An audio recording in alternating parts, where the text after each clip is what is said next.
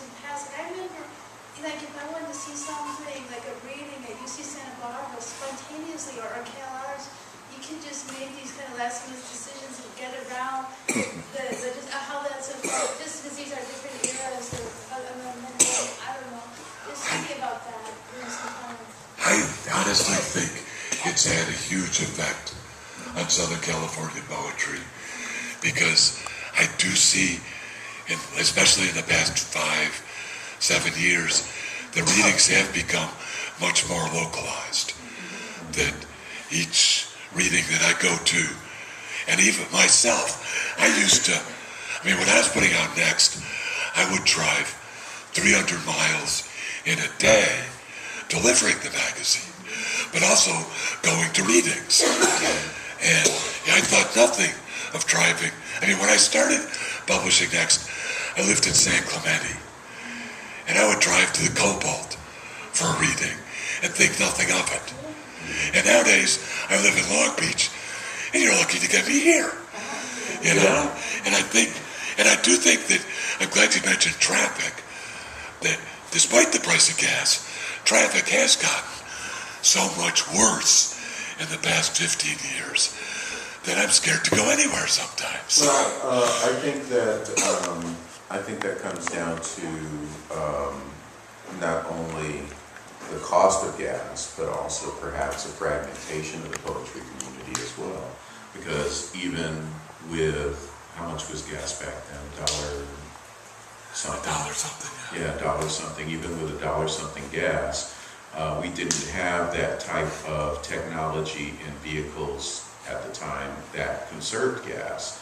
So if we had a car that got maybe 15 or 16 miles per gallon, whoopie-doo. So you would have people like S.A. Griffin who would carpool with other poets because he drove a big, huge Cadillac. And even if you had $1 something or other gas, it goes through that gas like that. So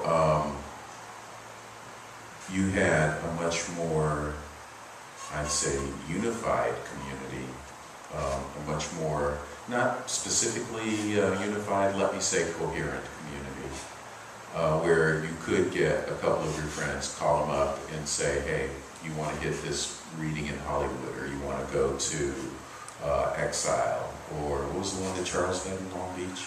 That was Living Planet. Living Planet, yeah. So yeah, exactly. Yeah. Or you want to go to Living Planet for a reading, something of that nature.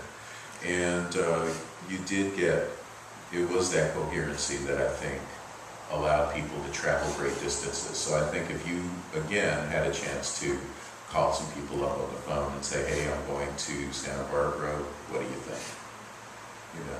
I think you can still get some people who will carpool with you out there, share the cost of gas, and have a great time in a great city. I'll live with you. It was just so spontaneous because you didn't even think that much to do it.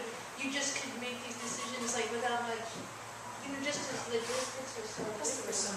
And I do have to pat myself on the back, because I do think that Next Magazine contributed greatly to that coherence.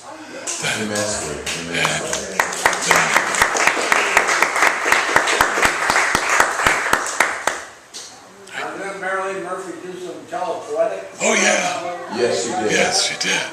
Remember those with the two venues, Yeah. It was such an amazing time. There's so much coming to throw at that time. It was beautiful. I guess there were a lot of people who were willing to take it up also. There were a lot of people willing to start readings that came out of the community, and people would have, think of all the places that you did it. Think of all the places that Raphael and Essay did it. They were, Blacksa, and showing up places, for 3 or 4 or months, and then it was over. But I don't feel like there are, I don't know, maybe I'm not right, but that people are picking up the ball from that and the new waves that are coming, that there's so many people willing to start. But there are people who are picking up the ball, and there are some criteria, and I think that's something that all of us in this room share. Number one, you have to love poetry. Number two, you have to love the community that you're going to present poetry in. Because we've heard a lot of times the words poetry and community come up several times together in the same sentence here tonight. Poetry is, by extension, your community. That's why we have poet laureates in different parts of the city. That's why we have a poet laureate at Venice, Sunland Tahunga. I don't know if we have one in Eagle Rock. I'm going to check into that. But yeah, we do need these people to chronicle our existence. I mean, we always live in interesting times, and we like to see how those times play out, not only in a journalistic sense, but also in artistic sense, because that gives us more of a perspective of what interesting times we live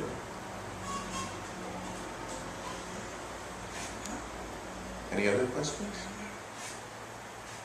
Well, I'll make some final comments. Anyone want to make some final comments first? Since I get to I got to make final comments. Okay. So I'm just, whether anyone else wants to. Lynn?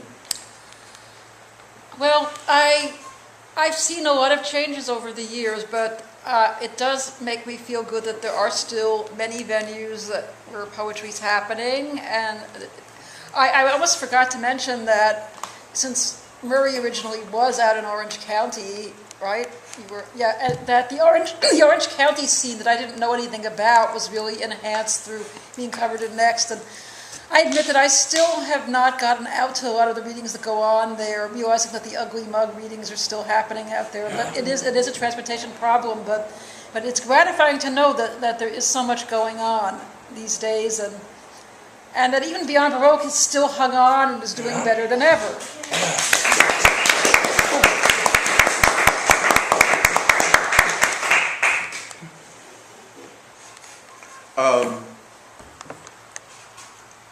I fell into poetry, actually. I started doing stand-up back in the mid to late 80s. And I did stand-up comedy for about 10 years.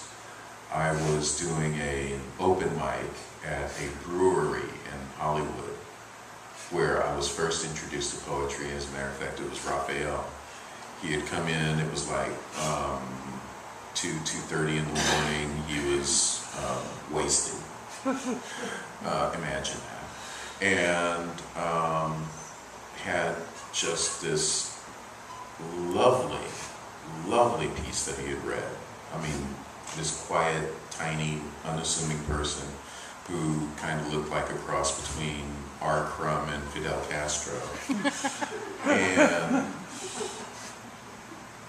it was people like Raphael who had made me fall in love with poetry. And when I had been given the opportunity to bring my show to another venue, they wanted me to do comedy.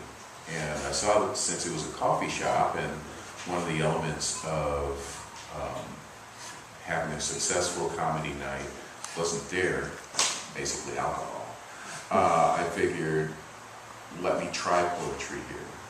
And again, I fell in love with poetry.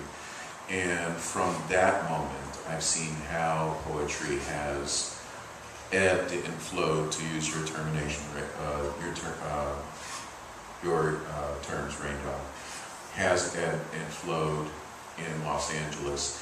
And seeing those waves and being part of those waves and catching those waves of poetry, when it ebbs, I don't feel a sense of loss, because I know that this flow is going to come back.